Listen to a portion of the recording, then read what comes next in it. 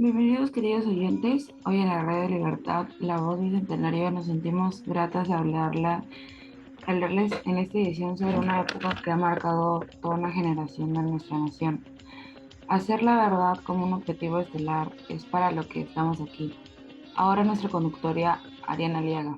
Gracias por la entrada, compañera Gabriela. Daremos inicio a esta edición especial que nos va a recordar y hacer reflexionar más acerca de los años de terror que ha vivido nuestro hermoso país y la violencia causada por algunos grupos opositores a la democracia, que buscaban la igualdad de los pueblos, pero no les importaba asesinar a los que no estaban a favor de sus ideales. Por eso es importante recordar para no volver a padecerlo, ya que este gobierno dirigido por Pedro Castillo tiene muchos vínculos y comparten ideales de Sendero Luminoso. No dejemos que se aproveche de la desinformación de las generaciones que no han vivido esos tiempos.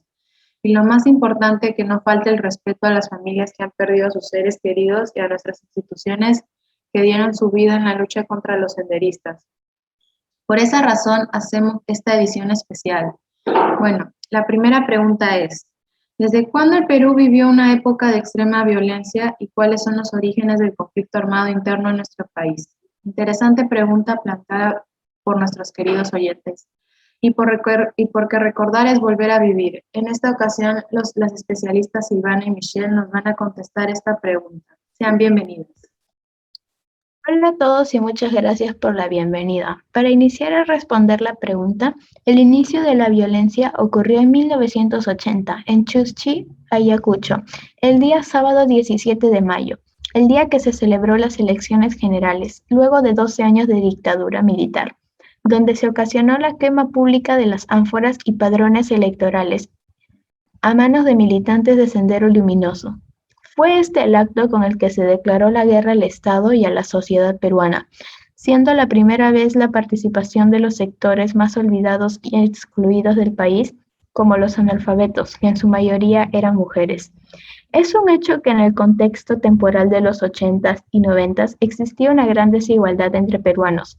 La educación era de muy bajo nivel y que los campesinos estaban olvidados. Pero no crean que esto es todo. A continuación le daré la palabra a Michelle, que aportará cómo y cuál fue el origen que cambió todo de mal en peor.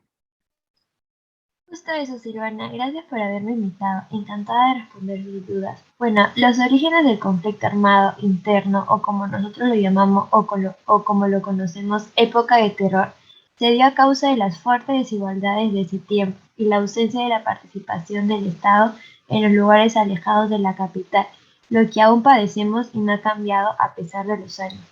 Esto solo facilitó que se expandiera el terror del pensamiento marxista y el autoritarismo de José Stalin. Por supuesto que esta agrupación terrorista contaba con sus ideas propias, las ideas de su camarada Abimael Guzmán Reynoso, el cabecilla de Sendero Luminoso, que se aprovechaba de la ignorancia, el olvido que sentían las personas por parte del Estado y por la situación económica de esos peruanos, haciéndoles falsas promesas que, como si seguían y apoyaban sus ideas, tendrían un mejor país, donde todos tendrían las mismas oportunidades y que mejoraría su situación. Por lo general eran económicas. Sin embargo, el camino de la lucha por la igualdad era por medio de la violencia, provocando la muerte de los que no compartían ese ideal. Podría pasarme horas hablando sobre el tema y entre ellos su ideología, pero dejaré eso en las manos de mi compañera. Por favor, Mahu. Sí, gracias, colega. Su ideología se caracterizaba por ser un pensamiento dogmático y sumisión total de su líder. Sendero Luminoso prometía una sociedad nueva, pero con un pensamiento solo trajo violencia, muerte, terror, desunión e inmensas pérdidas económicas, provocando que los más pobres sigan estando en la misma situación y que nuestros hermanos de Junín, Huancayo, Huancavelica, Apurímac, Huánuco, San Martín y Puno, para ser más precisas, se vieron en la situación de emigrar a la capital Lima para alejarse de la violencia y la muerte en compañía de sus familiares, ocasionando una gran sobrepoblación e invasiones que actualmente la podemos apreciar como en el distrito de Los Olivos, que la mayoría de sus residentes huyeron de la matanza de sus lugares de origen, migrando con la esperanza de una mejor vida, con mejores oportunidades y con la misma situación estuvieron los que viven en Villa Salvador, y la mayoría de asentamientos humanos padecieron lo mismo. Sí, nuestra invitada Majo tiene toda la razón. Además, hay que agregar que actualmente hay algunas regiones ligadas, no en sí con el terrorismo, pero sí con el narcotráfico, producto del terrorismo como San Martín. Además, los que pelearon contra el terrorismo aseguran que derrotaron al terrorismo, pero no lo enterraron. Ahora con nuestra invitada, la especialista Valentina. Muchas gracias. Y tal vez se estén preguntando, ¿cuál fue la participación del Estado en la lucha contra el terrorismo? Bueno, demos un vistazo a esto. Al inicio, la respuesta del Estado fue fundamentalmente militar. Los gobiernos civiles comenzaron a delegar la responsabilidad de combatir la violencia a las Fuerzas Armadas, sin proporcionarles ninguna estrategia antisubversiva en el marco del respeto de los derechos humanos. No dieron instrucciones claras ni apostaron por el trabajo de inteligencia. Durante los primeros años de combate, los soldados no hablaban quechua y el ejército era visto como una institución ajena de la población. Ello llevó a que se cometieran crímenes de diversos tipos. El Estado tardó mucho en darse cuenta de que la lucha contra el terror tenía que producirse mediante una victoria social y no solo militar.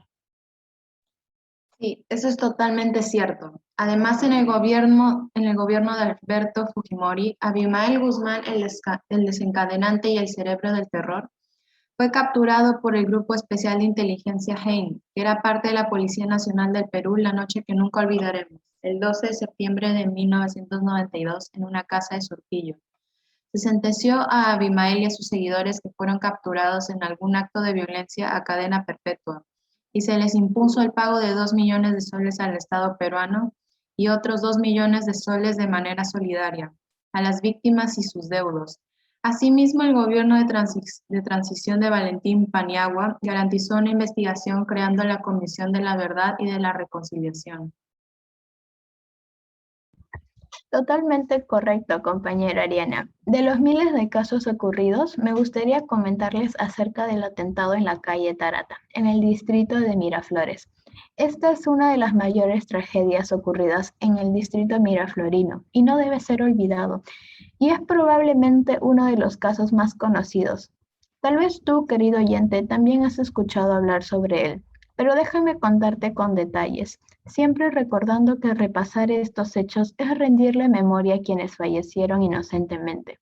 Por ello, hazte las siguientes preguntas. ¿Dónde sucedió? ¿Qué sucedió exactamente? ¿Y quiénes se vieron implicados? Pues volvamos al 16 de julio de 1992.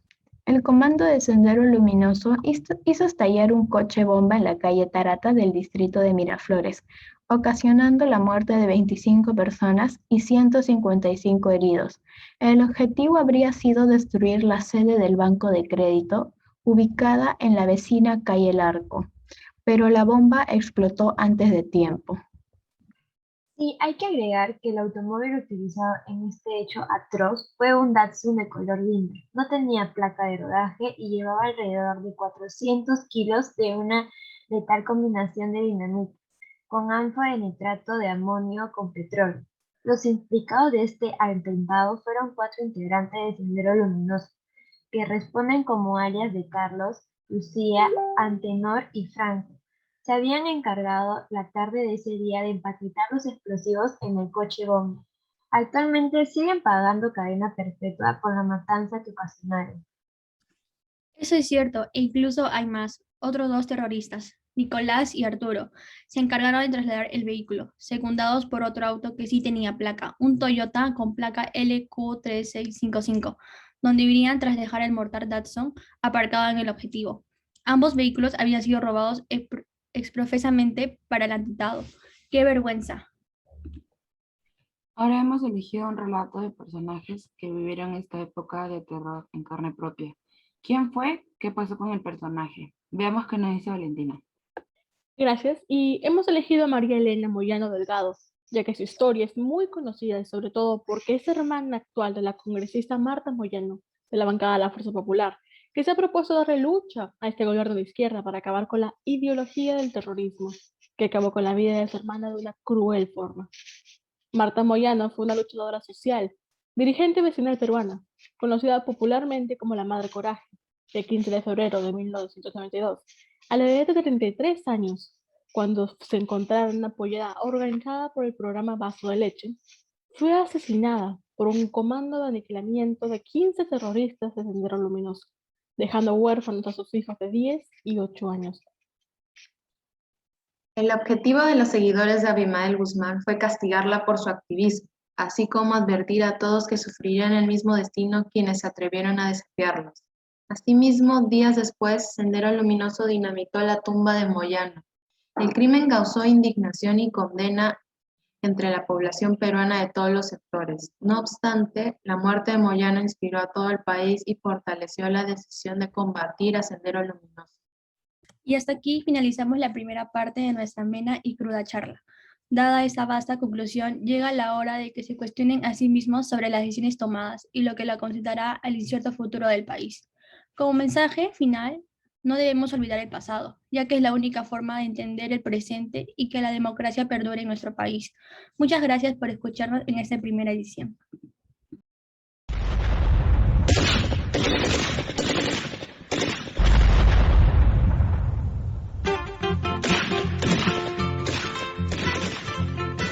Papá, no te vayas, no me dejes. Bienvenidos otra vez, queridos oyentes, a esta segunda parte de nuestro podcast. Ahora les formulo una pregunta. ¿Conocen qué es la Comisión de la Verdad y la Reconciliación? Pues la Comisión de la Verdad y de la Reconciliación fue creada en el año 2001 mediante el Decreto Supremo número 65/2001, Presidencia del Consejo de Ministros, durante el gobierno de transición de Valentín Paniagua. Su objetivo principal era investigar los crímenes y violaciones de derechos humanos ocurridos entre mayo de 1980 y noviembre del año 2000, a cargo de los actores del conflicto armado interno. Esto es el Estado peruano y los grupos subversivos Sendero Luminoso y el Movimiento Revolucionario Tupac Amaru, MRTA. El gobierno de Alejandro Toledo reafirmó la vigencia de la CBR, siendo finalmente entregado el informe final en Palacio de Gobierno el 28 de agosto de 2003. Muy interesante, Silvana. Tal como lo dijiste, este ha sido importante para dar un balance, por lo que me pregunto, ¿cuáles han sido las consecuencias del terrorismo en el Perú? Recalquemos que el terrorismo ha marcado la historia del Perú con muertes, desapariciones y secuelas que se cuentan por decenas de miles. Informe como el de la Comisión de la Verdad y Reconciliación, CBR, y datos recogidos por el lugar de la memoria LUM, dan cuenta que los daños irreparables que dejaron de los grupos subversivos, particularmente el de Sendero Luminoso, según la CBR, el conflicto armado interno en su conjunto entre 1980 y el 2000 dejó un saldo aproximado de 69.300 víctimas fatales, siendo unos 55.440 varones y 13.860 mujeres. Ahora, Michelle, ¿nos ayudarías a especificar esto? Con mucho gusto, Ariana, aunque también contaré con Majo para esto. La Comisión de la Verdad y Reconciliación también identificó que 891 asesinados eran niños y que Sendero Luminoso fue autor en el 49.72% de esos casos. Más de la mitad de asesinatos provocados por Sendero Luminoso tuvieron lugar en Ayacucho, según reportó la CBR. Luego estuvieron Junín, Huánuco, Huancavelica, Apurímac, Puno, San Martín, Cusco, Ucayali, Lima y finalmente Callao, que hasta ahora seguimos lamentando esa muerte de nuestros compatriotas. En cuanto a porcentaje, pasaremos con Majo. Claro que sí, de hecho estas cifras son bastante interesantes, por no decir devastadoras. Es importante mencionar que las mujeres se vieron afectadas, en primer lugar, por los asesinatos y ejecuciones extrajudiciales de un 50%, las detenciones 27% y la tortura 23%. Asimismo, existieron casos de secuestro de 7%, desapariciones forzadas de un 16% y violaciones sexuales a un 10%. La comisión también concluyó que la mayoría de crímenes fue perpetrada contra la población residente en zonas rurales y que un 56% de las víctimas se dedicaba a labores de agricultura o ganadería. La CBR también indicó que en un 12% de casos las víctimas fueron torturadas como forma de escarmiento. De acuerdo con la comisión, los años de mayor índice, 38% del total de asesinatos, fueron en 1989 y 1992. Por otra parte, pasaremos al sector económico y con ello le daremos pase a Valentina. Muchas gracias. Y entrando en cuestiones financieras, la economía se vio gravemente afectada. De acuerdo con los datos del informe final de la Comisión de la Verdad y Reconciliación, solo entre 1980 y 1988 La Comisión Especial del Senado de la República contabilizó un costo económico equivalente a miles y miles de dólares para el Estado peruano. Al contexto y al valor actual, dicha suma igual al costo para equipamiento de más 181.000 camas UCI. ¿Qué? ¿Quieren más? Vamos por ello, Gabriela. La CBR también cita un informe de 1993 elaborado por el Instituto Constitucional y Sociedad, en donde se estiman en 21 millones de dólares las pérdidas para el país entre 1980 y 1992. Es importante recalcar que los máximos integrantes de Sendero Luminoso adeudan una reparación civil conjunta que alcanzan los 3.700 millones. El MRTA, por su parte, debe al Estado 50 millones. Ambas son las máximas deudas de reparación por delitos de terrorismo en el Perú. Las cifras económicas son impresionantes, increíbles deudas. Sin embargo, el dinero nunca reparará el daño hecho. Continuando con la última parte, vamos con las conclusiones y reflexiones finales. El conflicto armado interno ha sido una época que ha marcado un antes y un después en la historia de nuestro país. El terrorismo fue iniciado por Sendero Luminoso y no, como lo mencionó el exministro Bejar, por la CIA. Esas son declaraciones totalmente falsas que debemos de rechazar. Sin embargo, el terrorismo ahora está presente, pero como el narcoterrorismo en el Bahrein. Es más, incluso ocurrió un sonado atentado hace unos meses atrás, que fue ejecutado por Sendero Luminoso. Es nuestro deber recordar responsablemente esta triste época para evitar que se vuelva a repetir. Exactamente, Silvana. El terrorismo nace producto del abandono del Estado en las zonas más alejadas del país. Además, los grupos terroristas son responsables de la gran mayoría de muertes en el Perú, pero a la vez el Estado también lo es, sobre todo con las muertes de campesinos y gente humilde del país. Las investigaciones realizadas por la CBR demuestran claramente que el Partido Comunista del Perú, Sendero Luminoso, fue el principal perpetrador de crímenes y violaciones a los derechos humanos, y ellos fueron quienes lo iniciaron.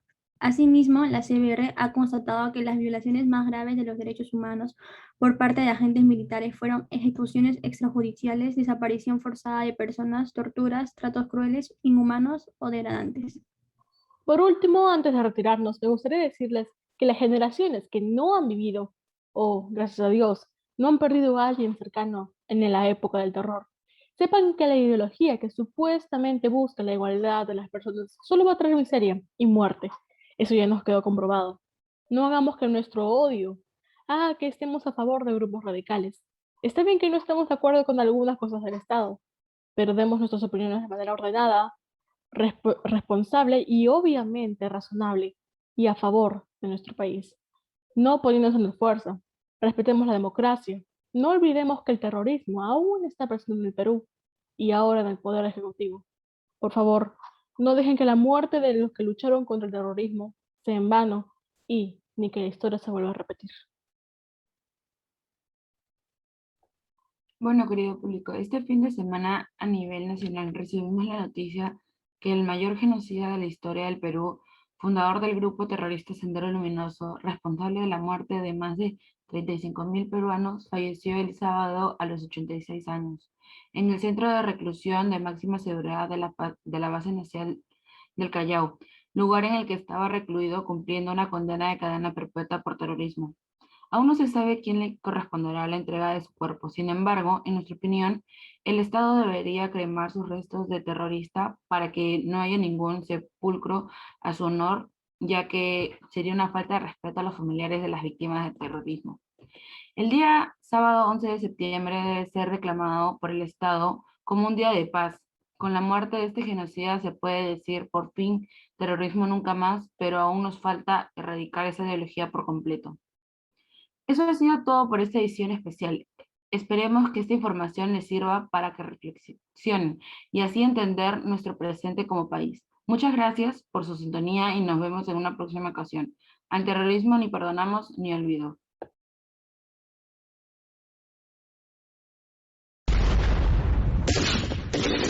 En estos momentos se acaba de producir un atentado terrorista. Apoyo urgente aquí.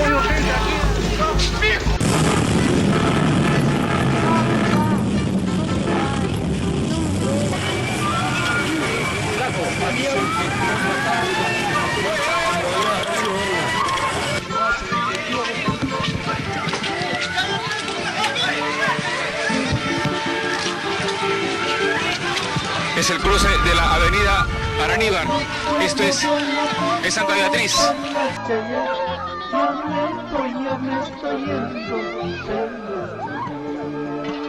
Adiós pueblo de Ayacucho, perlas ya me voy, ya me estoy yendo, perlas ciertas malas voluntades, perlas que hacen que yo me retire, perlas ciertas malas voluntades, perlas que hacen que yo me retire, perlas ¡ayuda!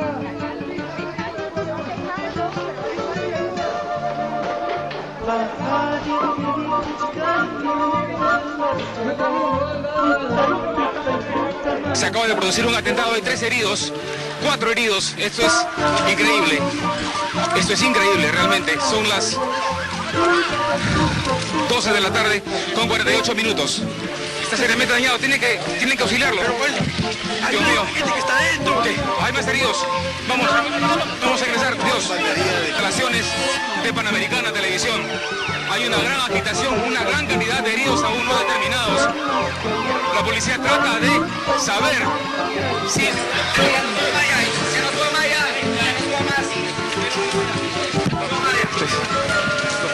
Bien, la policía está tratando de auxiliar a los heridos. Los autos han quedado totalmente destrozados. Los bomberos ya están... Esto es macabro. Una víctima ha sido cubierta con una cortina, está con el cuerpo destrozado. Los policías con el revólver en la mano. La tensión en este lugar es mucha, es obvia la situación. Hay una gran tensión por controlar y mantener la calma en ese sitio.